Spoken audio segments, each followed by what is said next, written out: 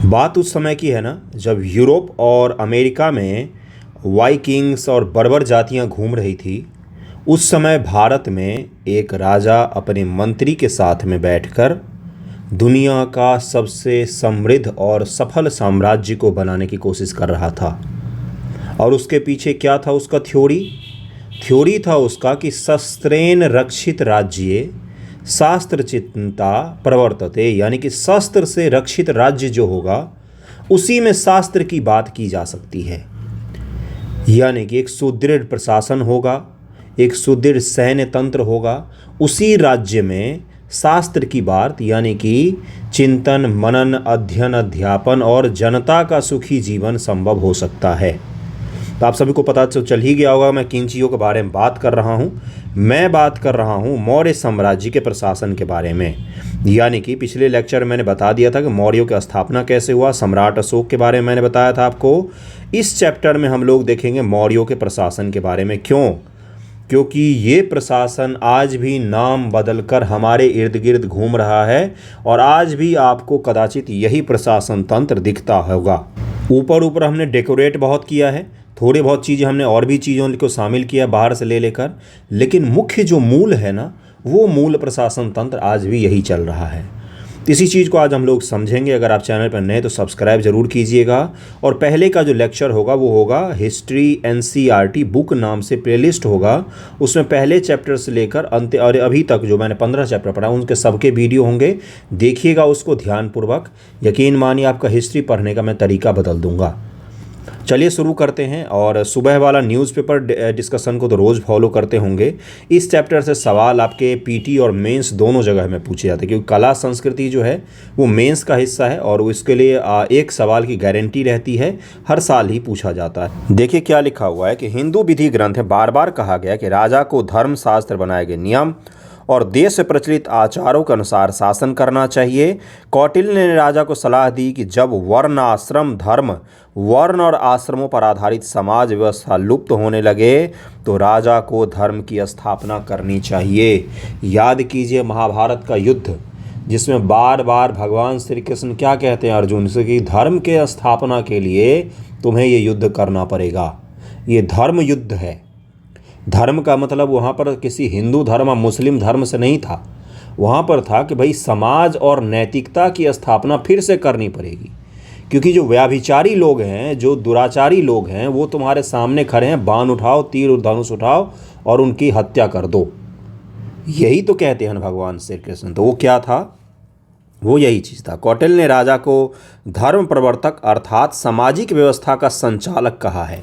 इसीलिए कौटिल्य के न्याय शास्त्र में एक चीज़ का बड़ा महत्व दिया गया कि राजा का चरित्र जो है वो बहुत ही अच्छा होना चाहिए। क्यों? क्योंकि राजा का जैसा चरित्र होता है, प्रजा का चरित्र भी कुछ कुछ उससे प्रभावित होता है।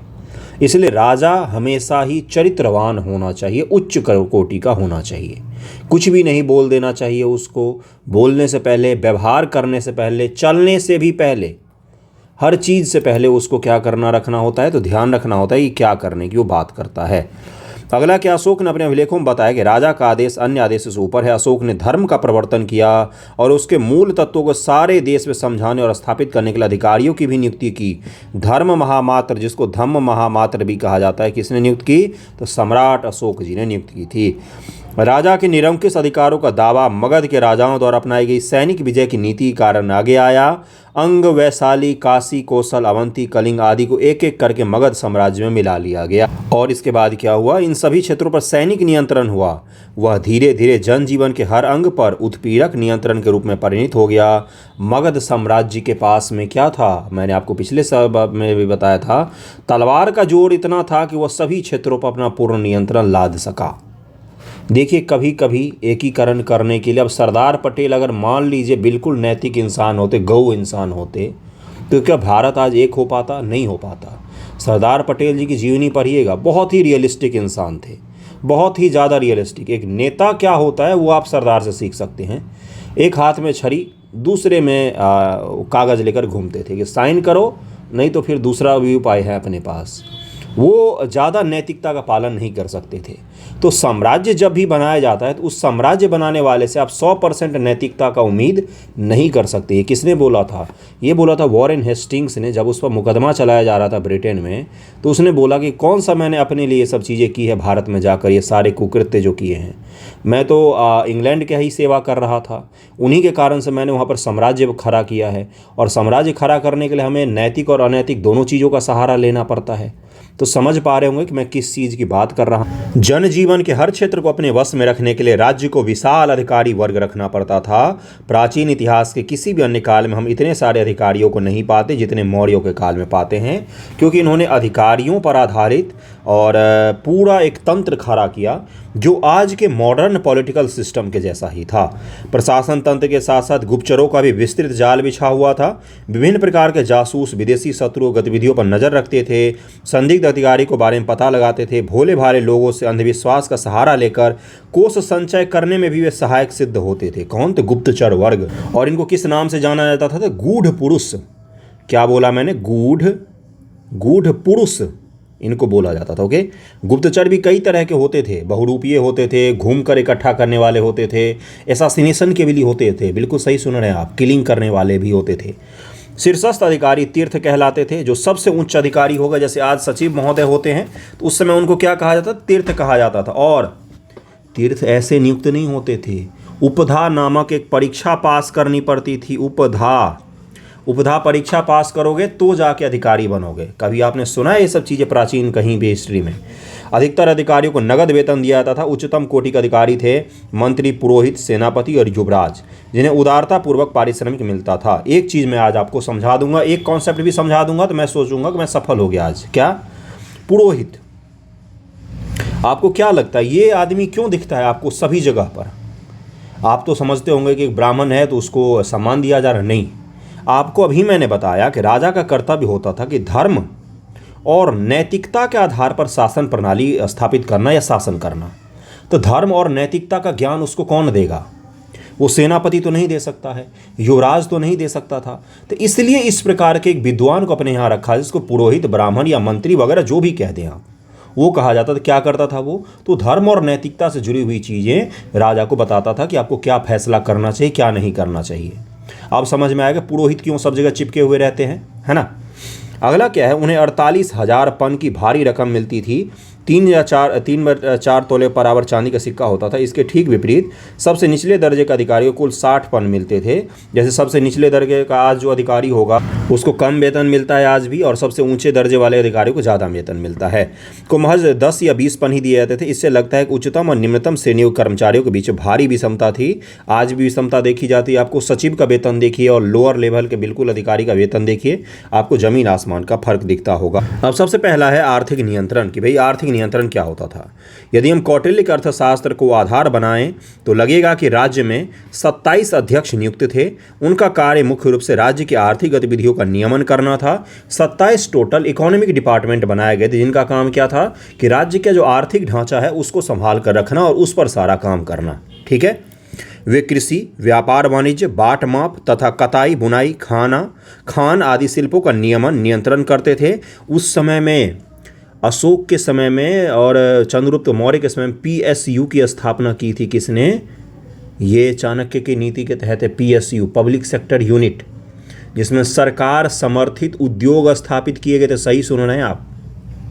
सरकार द्वारा समर्थित उद्योग, जैसे आज जो ONGC है, कोल इंडिया है, उस तरीके का। वो आज के जैसे तो कोई तेल की कंपनी नहीं थी ना, तो क्या हो सकता है वो सोचिए जरा। कोई उस समय एक कंपनी रही होगी जो खाना का उत्पादन करती होगी या वस्त्र बनाती होगी, लेकिन सरकार उनको फंडिंग करती थी। ओके।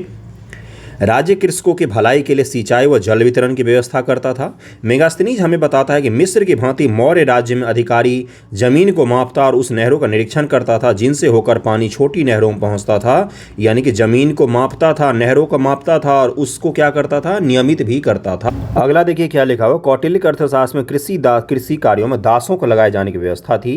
ये एक महत्वपूर्ण सामाजिक विकास था। मेगास्थनीज का कहना है कि उसने दास नहीं देखे, परंतु इस बात में कोई संदेह नहीं था कि भारत में गृहदास वैदिक काल में ही पाए जाते हैं।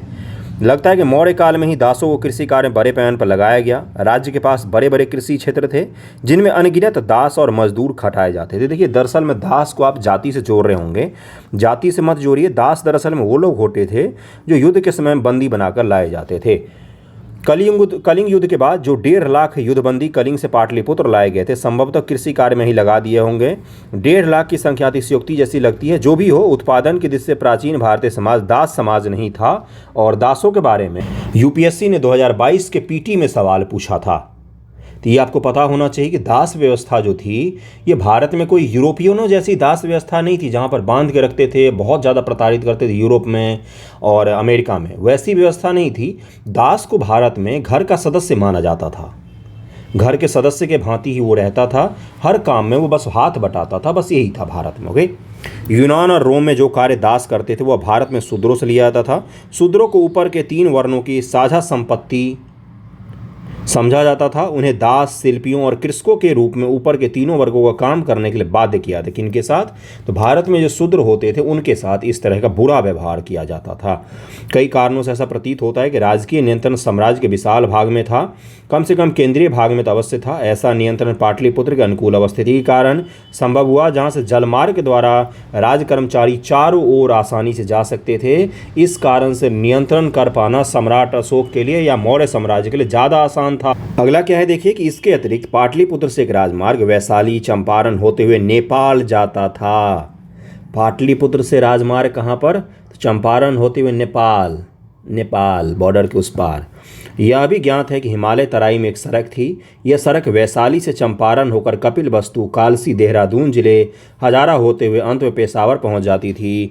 यानी कि अगर भारत का मैप इस प्रकार से बनाएं, बहुत ही ख़राब बना है यार। इतना ख़राब कैसे बन सकता है? जो भी हो, चलिए आप समझ जाएंगे। जैसे यहाँ पर पाटलिपुत्र है, यहाँ पर मान लीजिए हिमालय का रीजन है ये, तो ऐसे करके हिमालय के पास से रास्ता कहाँ तक जाता था? उत्तराखंड होते हुए बिल्कुल काबुल तक, ऊपर हिमालय के तराई भागों में टहलते टहलते कहाँ तक चले जाइए? काबुल तक।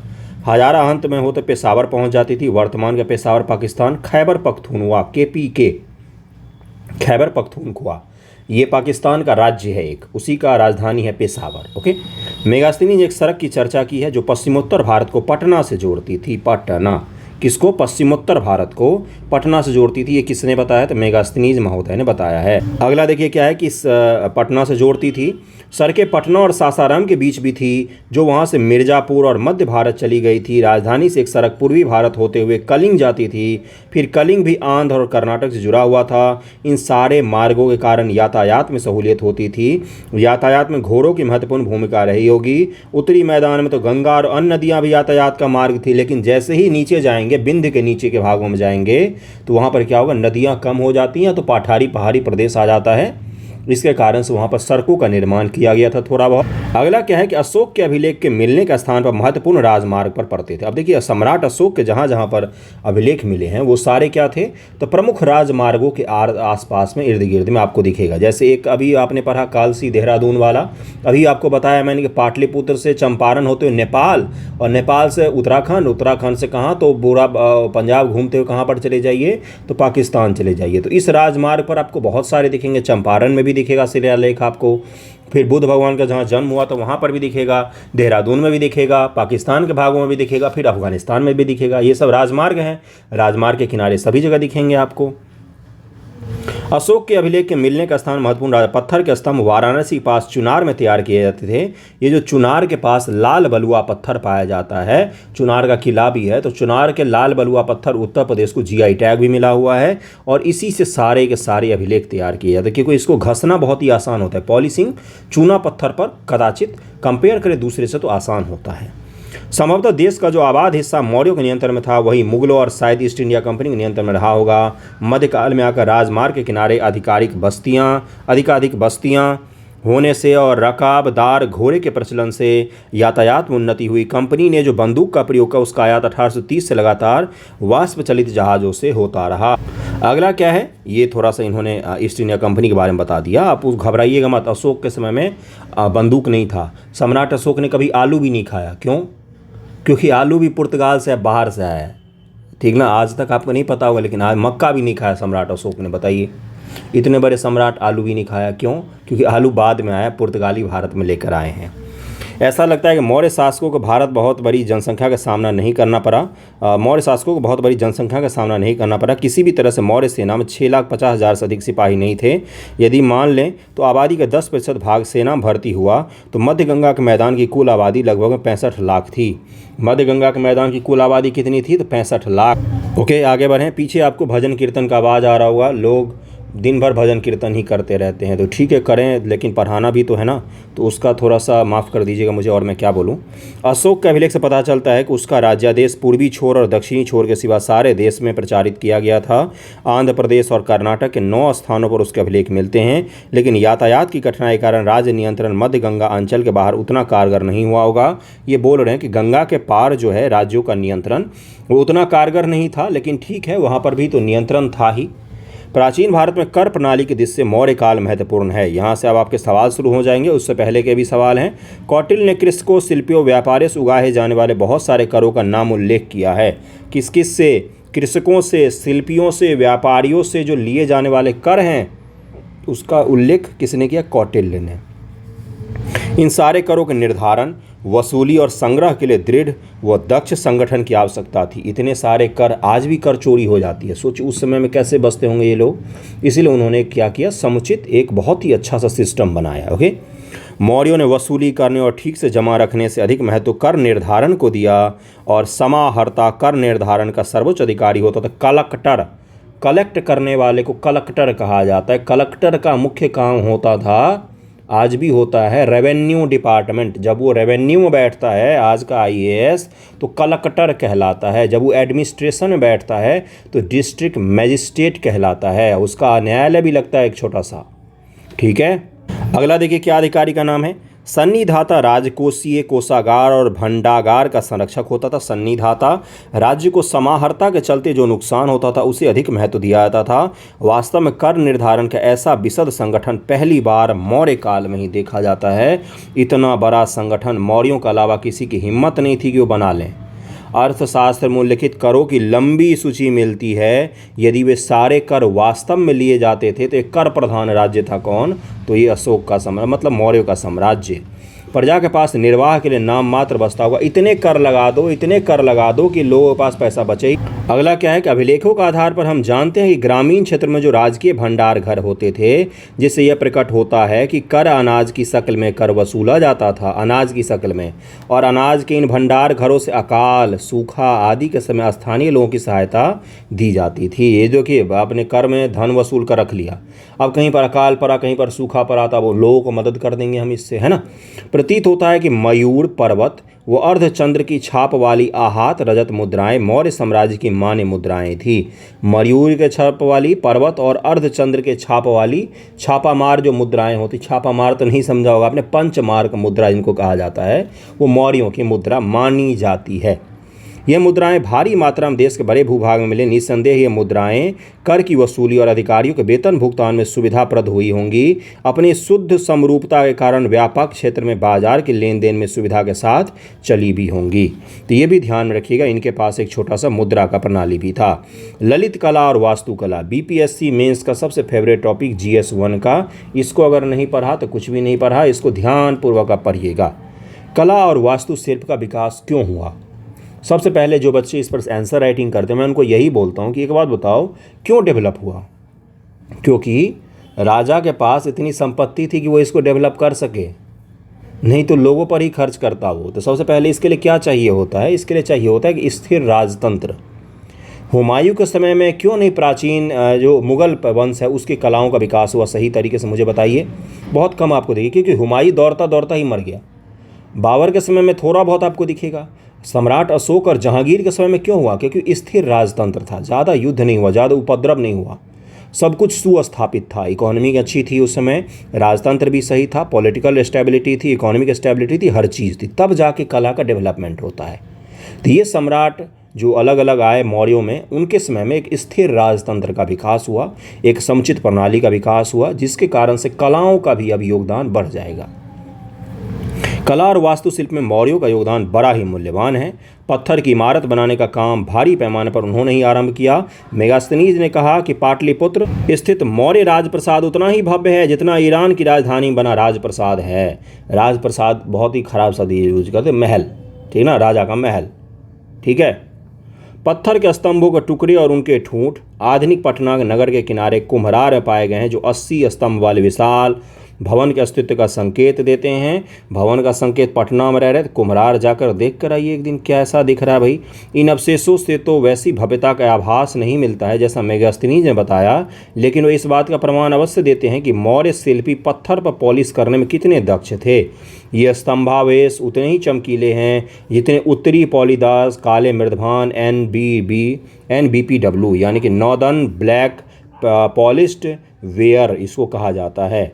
आप देख सकते हैं तो NCERT है तो बहुत ही ख़राब दिख रहा है, बाकी बहुत ही शानदार होता है। अगर आप दिल्ली म्यूजियम में जाएंगे, पटना म्यूजियम में भी बहुत बेहतरीन चीज़ें हैं। यक्षिणी की मूर्ति उसका उदाहरण ले सकते हैं, आप कभी देख कर आइएगा फुर्सत मिले तो, और वो बहुत ही चमकीले दिखेंगे। पॉलिश तो इतना गजब का है मौर्यों के समय का। एक घड़ा भी बनाया है इन्होंने, ब्लैक कलर का पॉलिश घड़ा बनाते हैं मौर्यों के समय में, वो इतना बेहतरीन दिखता है कि आपको आश्चर्य होगा कि ये कैसे बनाते थे ये लोग हाथ से। खादानों से पत्थर के बड़े बड़े खंडे को ले जाना और सीधा खड़ा करने के बाद उन पर पॉलिश करना और नक्काशी करना अवश्य ही कठिन कार्य रहा होगा। यह सब अभियांत्रिकी का बड़ा चमत्कार लगता है, इंजीनियरिंग का बड़ा ही चमत्कार लगता है। इंजीनियरिंग काफ़ी अच्छे तरीके से उन्होंने इंजीनियरिंग करके इन सब चीज़ों को तैयार किया हुआ है और उसके लिए तकनीक का उपयोग किया था उन्होंने। हर स्तंभ पांडु रंग वाले बलुआ पत्थर के एक ही टुकड़े का बना है, जिसका केवल शीर्ष भाग स्तंभों के ऊपर जोड़ा गया है और जिनमें तराशे गए सिंह साढ़ विलक्षण वास्तुशिल्प के प्रमाण हैं। ये पॉलिशदार स्तंभ देश भर में जहां तहां खड़े किए गए, जिससे प्रकट होता है कि इन्हें ढोकर ले जाने और पॉलिशदार बनाने अपेक्षित तकनीकी ज्ञान सारे देश में फैला हुआ था। पूरे देश में हमें ये मिले, इससे ये पता चलता है कि पूरे देश में इस तरह के काम करने वाले लोग जो थे वो मौजूद थे, पूरे देश में मौजूद थे। चट्टानों को काटकर गुफाएं बनाने की परंपरा भी शुरू की किन लोगों ने, तो ये मौर्यों ने शुरू की। बराबर की गुफाएं जो गया से 30 किलोमीटर की दूरी पर है। बाद में इस प्रकार की गुफा निर्माण पश्चिम और दक्षिण भारत में भी प्रचलित हुआ। ये जो बराबर की गुफा है वर्तमान के जहानाबाद जिले में पड़ता है। ये आपको नहीं पता होगा, वर्तमान जहानाबाद में ही पड़ता है शायद, और वहाँ के नज़दीक ही है और गया से 30 किलोमीटर है। ओके, अगला क्या है, बाद में इस प्रकार का गुहा निर्माण पश्चिम और दक्षिण भारत में भी प्रचलित हुआ।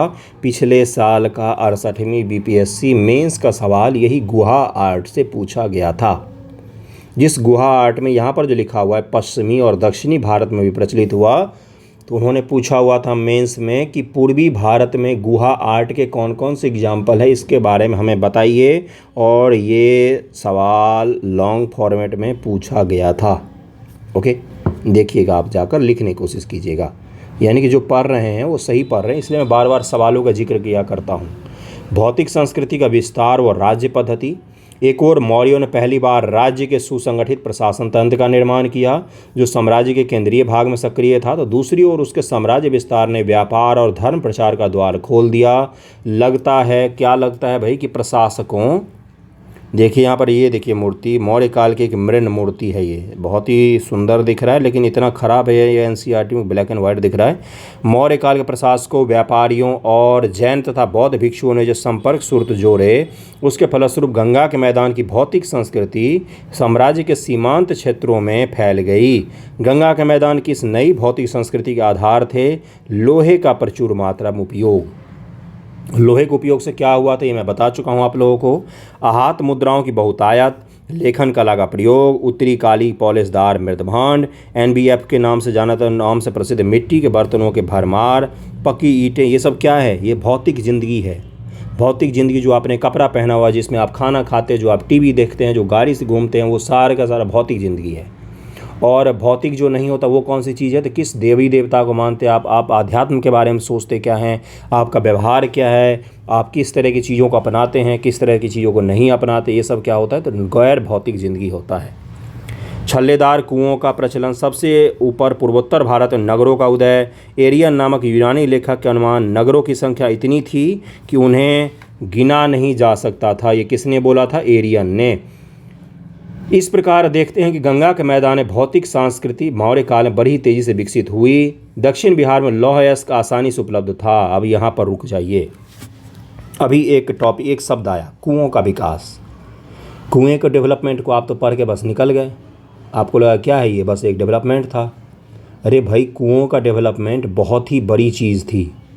जैसे मोबाइल फ़ोन का डेवलपमेंट ने लोगों को जोड़ना आसान बना दिया, कुओं के विकास ने, कुओं का आविष्कार जिसने भी किया होगा उसने क्या किया, लोगों को कहीं पर भी बसने की स्वतंत्रता दे दी। आपने सोचा ही नहीं क्या था ये। पहले क्या था कि पानी चाहिए तो नदी या तालाब के किनारे बस जाओ, लेकिन अब क्या हुआ, पर्सनल पानी का स्रोत मिलने लग गया। जहाँ घर बनाओ वहीं कुआं खोद लो, पानी मिल जाएगा। ये तो इसी प्रकार से है कि पोस्ट ऑफिस नहीं जाना पड़ेगा, सबके घर में अब फ़ोन उपलब्ध हो जाएगा। कोई किसी को तालाब पर नहीं जाना पड़ेगा, सबके घर पे पानी का स्रोत उपलब्ध हो जाए कुओं के द्वारा। कुआं इतना बड़ा आविष्कार था, आप बस पढ़ के बढ़ गए। एनसीईआरटी में सब कुछ होता है, बस उसको सही से पढ़ने की ज़रूरत होती है। तो कुओं का आविष्कार बहुत ही बड़ा आविष्कार था। छल्लेदार कुएँ थे, आप फोटो सर्च कीजिएगा, मौर्यों के छल्लेदार कुएँ आपको दिख जाएगा। ओके, लोहे के उपकरण का प्रयोग खूब बढ़ा। इस काल में मूठ वाली कुल्हाड़ी, हाशिए, फालों का प्रचलन भी हुआ। आड़ वाला पहिया भी फैला। शस्त्रार्थों पर जो राज्य का एक अधिकार था और पर लोहे के अन्य औजारों का प्रयोग किसी वर्ग में सीमित नहीं था। इनका इस्तेमाल निर्माण शिल्प गंगा के मैदान साम्राज्य के सुदूर भागों में भी फैल गया होगा। और ये क्या हो रहा है, इनकी भौतिक संस्कृति का प्रसार हो रहा है। मौर्य काल में ही पूर्वोत्तर भारत में सर्वप्रथम पकाई हुई ईंट का प्रयोग हुआ। नॉर्थ ईस्ट इंडिया में पहली बार पकाई हुई ईंटों का प्रयोग मौर्यों के एरा में ही हुआ। मौर्य काल में बनी पकी ईंट की संरचना बिहार और यूपी में पाई गई हैं। मकान ईंट के भी बनते थे और लकड़ी के भी। प्राचीन काल में घने पेड़ पौधे और विशेषकर साल वृक्ष बहुतायत के कारण इमारती लकड़ी खूब उपलब्ध थी। मेगास्थनीज ने मौर्य राजधानी पाटलिपुत्र बने लकड़ी के भवनों का उल्लेख किया है। खुदाई से मालूम होता है कि लकड़ी के लट्ठों का प्रयोग बाढ़ व बाहरी आक्रमण से बचाव के महत्वपूर्ण रक्षा बांध बनाने में लकड़ी के लट्ठों का, बड़ा मोटे मोटे लकड़ियों का उपयोग किया जाता था। इसके लिए तो बाढ़ और बांध वगैरह बनाने के लिए।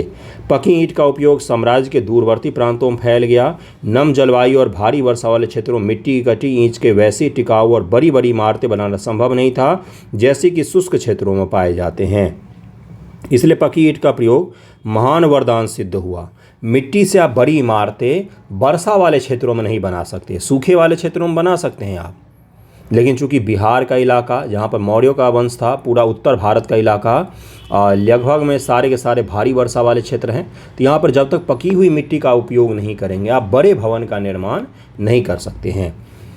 इसके फलस्वरूप धीरे धीरे साम्राज्य के विभिन्न भागों में शहर पनपने लगे। इस प्रकार छल्लेदार कुएं जो सबसे पहले मौर्यों के काल में गंगा घाटी में प्रकट हुए, छल्लेदार कुएं किनके काल में सबसे पहले प्रकट हुए, गंगा की घाटी में, मौर्यों के काल में। और मैंने बता दिया आपको कुआं क्या था, पर्सनल पानी का इंतजाम, उसमें का बहुत बड़ा आविष्कार था ये। साम्राज्य के केंद्रीय भाग के बाहर भी फैल गए। चूंकि छल्लेदार कुएं से लोगों को घरेलू काम के लिए पानी मिल जाता था, इसलिए यह आवश्यक नहीं रहा कि बस्तियां नदी के किनारे ही हो। एनसीईआरटी में कौन बोलता है कि एडवांस चीज़ें नहीं, कई सारे लोग बोलेंगे एनसीईआरटी अभी तो पढ़, फिर एडवांस बुक बाद में पढ़ेंगे। वो एडवांस बुक में जो गलतियाँ और कचरा होता है ना, वो कोई नहीं जानता। तो एनसीईआरटी को ढंग से पढ़ा ही नहीं आपने कभी। देखिए क्या लिखा हुआ, यही चीज़ अगर सवाल पूछ लिया जाए कि कुओं के आविष्कार ने मानव बस्ती को फैलाने में बहुत ज़्यादा मदद किया, तो आप लिखिए उस पर बैठकर। आप बोलेंगे कि उसका कोई संबंध नहीं है हमसे, सिलेबस से बाहर का सवाल है। एनसीईआरटी में आपका लिखा हुआ है 11th में, ये 11th की एनसीईआरटी रामशरण शर्मा। ये भी कई सारे लोग पूछते हैं। घनी आबादी वाली बस्तियों में ऐसे कुएं जल निकास के लिए खाई का काम करते थे। लगता है मध्य गंगा के मैदान के भौतिक संस्कृति के तत्व कुछ परिवर्तन के साथ उत्तरी बंगाल, कलिंग, आंध्र, कर्नाटक में भी पहुंच गए। इसमें संदेह नहीं कि इस क्षेत्र में अपनी संस्कृति में स्वतंत्र रूप से पनप रही थी। बांग्लादेश में जहां जिला बोगरा में मौर्य ब्राह्मी लिपि में महास्थान का अभिलेख पाया गया है, वहीं दिनाजपुर जिले में बनगढ़ में उत्तरी काले पॉलिशदार मृदभांड भी मिले हैं, जो मौर्यों की पहचान क्या होते हैं, northern painted black ware. Okay, ये जो ब्लैक वेयर होते हैं इसके प्रमाण वहाँ पर भी मिले हैं। ऐसे मृदभांड के टुकड़े पश्चिम बंगाल के 24 परगना जिले, आपको लग रहा होगा कि मैं क्या पढ़ा रहा हूँ, ये दिनाजपुर के बारे में यूपीपीएससी ने पूछा हुआ है, ये बनगढ़ के बारे में भी पूछा हुआ है। ये सब जो टर्म आ रहे हैं जगहों के नाम, मौर्यों से जुड़ा हुआ एक चीटी का नाम भी है तो वो भी रट लो, क्योंकि वो कुछ भी पूछ लेता है मौर्यों से जुड़ा हुआ। सिर्फ पीसीएस की मैं बात नहीं कर रहा हूँ, यूपीएससी की भी मैं बात कर रहा हूँ, वो भी पूछ लेता है। तो इसलिए ध्यानपूर्वक मौर्यों से जुड़े हुए हर फैक्ट को याद करके रखिए, क्योंकि वो सबसे ज़्यादा एंशिएंट हिस्ट्री में इंपॉर्टेंट चैप्टर होता है। ओके, अगला देखिए क्या है कि चंद्रकेतुगढ़ जैसे स्थान से भी मिला है। उड़ीसा के शिशुपालगढ़ में भी गंगा क्षेत्र के संपर्क के लक्षण दिखाई देते हैं। शिशुपालगढ़ की बस्ती मौर्य के ईसा पूर्व 3री सदी की मानी जाती है और इसमें उत्तरी काले पॉलिशदार मेदभान के साथ साथ लोहे के उपकरण व आहत मुद्राएं भी मिली हैं। आहत मुद्राएं वही होती हैं जो पंचमार्क मुद्राएं मैंने बताई है।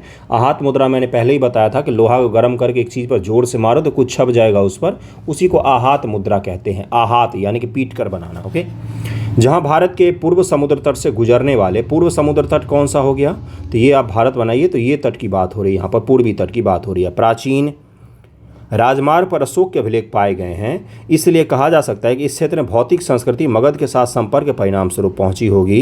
यहाँ संपर्क ईसा पूर्व 4वीं सदी से ही आरंभ हुआ होगा, जब संभवतः नंदों ने कलिंगों पर अधिकार किया था, लेकिन यह संपर्क ईसा पूर्व 3री सदी में आकर कलिंग विजय के बाद ही घना हुआ होगा।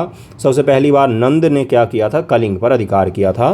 बाद में फिर सम्राट अशोक ने भी कलिंग पर संपूर्ण रूप से अधिकार कर लिया और वहाँ पर काफ़ी दिनों तक शासन सत्ता चलवाया था।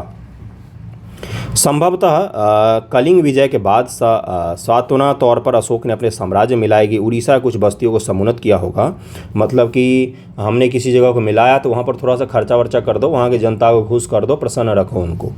यद्यपि मौर्य काल में आंध्र व कर्नाटक में कई स्थान पर लोहे के औजार और हथियार पाए गए हैं, तथापि लोहे की उन्नत कारीगरी उन कारीगरों की देन है जो अनेक प्रकार के बड़े बड़े पत्थरों को गोलाकार दफनाने की जगह बनाने के लिए मशहूर थे, जिनको महापाषाण संस्कृति कहा जाता है। महापाषाण संस्कृति में पढ़ा चुका हूँ पिछले वीडियो में, 4 वीडियो पहले, जिसे मैंने बताया था कि महापाषाण संस्कृति दक्षिण भारत की एक अद्भुत संस्कृति थी, जो मरने के बाद लोगों को दफनाकर वहाँ पर बड़े बड़े पत्थर रख दिया करते थे। पत्थर रखने का प्रचलन बहुत बड़े बड़े आपको मिस्र में दिखेगा, जहाँ पर बड़े बड़े पिरामिड का निर्माण किया जाता था। तो ये पत्थर रखने की प्रथा भारत में भी थी, लेकिन बहुत ही छोटे स्तर पर थी, बहुत ही छोटा सा पत्थर रख दिया मरने के बाद उसके ऊपर। लेकिन इनमें कुछ स्थानों में अशोक के अभिलेख और ईसा पूर्व 3री सदी के उत्तरी काले पॉलिशदार मेदभान के टुकड़े मिले हैं। उदाहरण के लिए आंध्र के अमरावती में तथा कर्नाटक कई स्थान पर अशोक के अभिलेख पाए गए। इसलिए ऐसा लगता है कि पूर्वी समुद्र तट से भौतिक संस्कृति के तत्व मौर्यों के संपर्क के बाद निचले दक्कन पठार में भी प्रविष्ट हुए थे। ये बता रहा है कि मौर्यों के संपर्क के कारण पूरे भारत में लगभग एक संस्कृति और कल्चर का धीरे धीरे विकास हुआ। मौर्यों ने एकीकरण किया किसका, भारत का सांस्कृतिक तौर पर, राजनीतिक तौर पर, आर्थिक तौर पर और सामाजिक तौर पर एकीकरण करने का कोशिश किया। किसने, मौर्यों ने।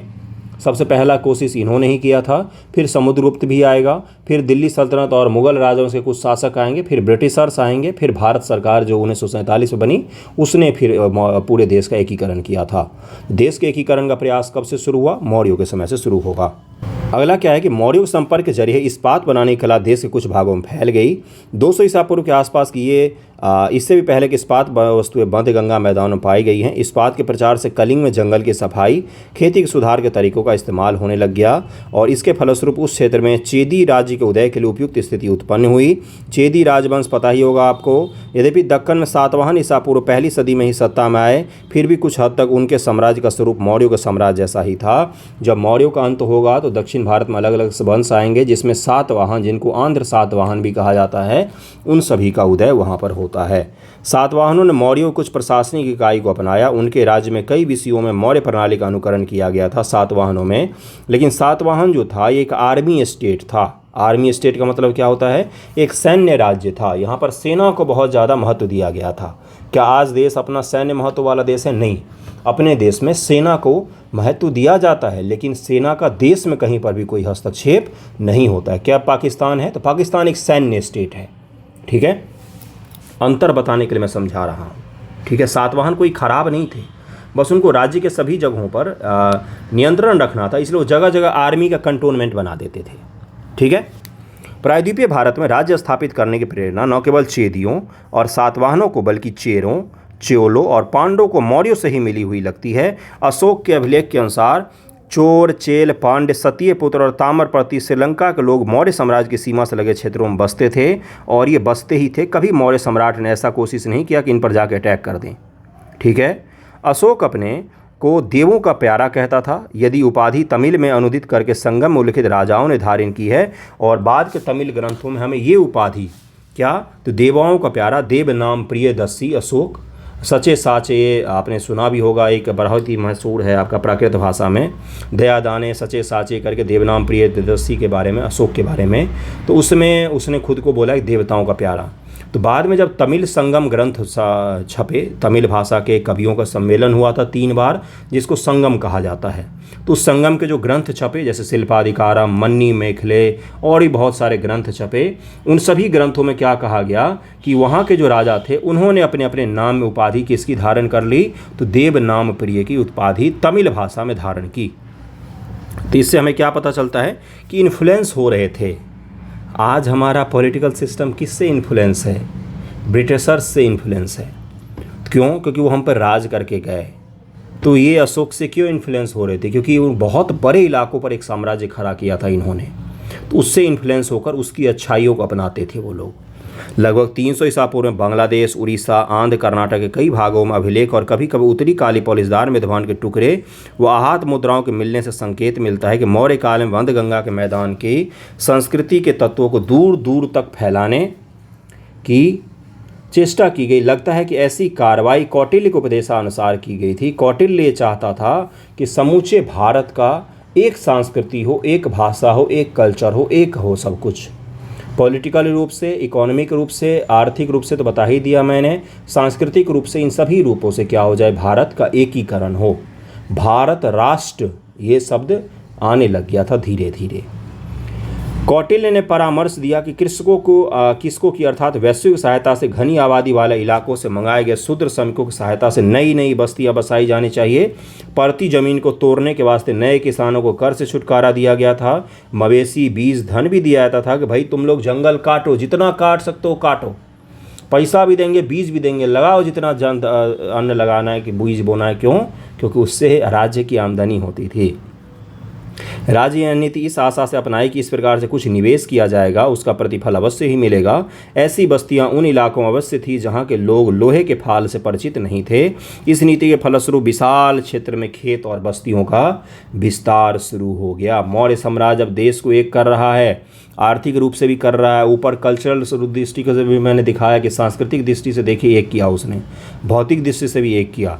यह कहना कठिन होगा कि पूरब में छोटा नागपुर, पश्चिम में बिंद के बीच फैले मध्य भारतीय जनजातीय इलाकों में गंगा के मैदान की भौतिक संस्कृति को पहुंचाने में मौर्य नगर कहाँ तक सहायक हुए, जनजातियों में अपनी संस्कृति को पहुंचाने में किस प्रकार से सहायक हुए, इसका हमें थोड़ा सा आभास नहीं मिल पाता है। पर इतना तो स्पष्ट है कि अशोक ने जनजातीय लोगों से निकट संपर्क बनाए रखा, उन्हें धर्म का पालन करने के लिए प्रोत्साहित किया। अशोक द्वारा नियुक्त धम्म महामात्रों के साथ उनके संपर्क से उन्हें गंगा के मैदान की उच्च संस्कृति के मूल तत्वों को आत्मसात करने की प्रेरणा तो अवश्य ही मिली होगी। इस अर्थ में अशोक ने संस्कृति प्रचार की सुविचारित और सुव्यवस्थित नीति अपनाई। इसीलिए दक्षिण भारत के तमिल प्रदेशों में बड़े बड़े मंदिरों में संस्कृत में श्लोक पढ़ाए जाते थे। उत्तर मेरूर के जो अभिलेख हैं चोलों के समय में पूजा पाठ करने की भाषा संस्कृत थी, बोलचाल की भाषा तमिल थी। और अब तो वहाँ की राजनीति इतनी टॉक्सिक हो गई है कि संस्कृत का नाम लोगे तो मार के भगा देंगे तमिलनाडु के लोग। लेकिन एक समय था जब दक्षिण भारत में भी, आज भी भारत का एकमात्र गांव जो पूरा गांव संस्कृत बोलता है वो तमिलनाडु राज्य में है। ओके। उसने कहा कि धर्म का प्रचार होने से मानव देवताओं में मिल जाएंगे। इसका आशय है कि जनजाति और अन्य लोग अस्थायी रूप से बसने और कर चुकाने वाले किसानों की समाज रीति अपनाएंगे। माता पिता और राजप्रभुत्व के पति तथा उसके सहायक भिक्षु पुरोहित अधिकारियों के लिए भी क्या होंगे, ये सब के सब प्रति आदर भाव रखेंगे। उसकी यह नीति सफल हुई। अशोक के अनुसार शिकारुओं और मछुआरों ने हिंसा त्याग करके धम्म को अपनाया। इसका अर्थ यह हुआ कि उन्होंने स्थानबद्ध कृषकों के धंधा को अपना लिया। जो जनजाति लोग अपने जीवन जी रहे थे उन सबको इसने हल बैल पकड़ा कर बोला खेती करो, कृषि करो और सभ्य समाज में दाखिल हो जाओ। यहाँ तक आज रखते हैं, 38 मिनट हो गया है। अगले वीडियो में इसके आगे का भाग करेंगे। कैसा लग रहा है वीडियो ज़रूर बताइएगा। कुछ सवालों को देख लीजिए ज़रा, क्योंकि सवाल ही आपके लिए इम्पोर्टेंट है। सवाल क्या है भाई? तो सवाल है, मौर्य शासकों ने विशाल कर्मचारी वर्ग क्यों रखा? सवाल का आंसर लिखिएगा ज़रा। अगला क्या है? भारतीय ललित कला और वास्तुकला मौर्यों के योगदान का वर्णन कीजिए। इन सवालों को ज़रा लिखिएगा और लिखने की कोशिश कीजिए। अगर आप नहीं लिखेंगे तो आप वही वन लाइनर एग्ज़ाम की तैयारी करने वाले कैंडिडेट बनकर रह जाएंगे। लिखने के कारण ही वन लाइनर की तैयारी करने वाले और बीपीएससी यूपीएससी की तैयारी करने वालों में अंतर होता है। लिखिए बैठकर, एनालिटिकल पावर डेवलप कीजिए, सोचिए, एक पॉइंट को 4 पॉइंट बनाइए और उसको विस्तार कीजिए, सोच कर लिखिए। ओके, और लिख कर चेक करवाना हो तो मुझे बताइएगा। थैंक यू सो मच आप सभी का वीडियो देखने के लिए।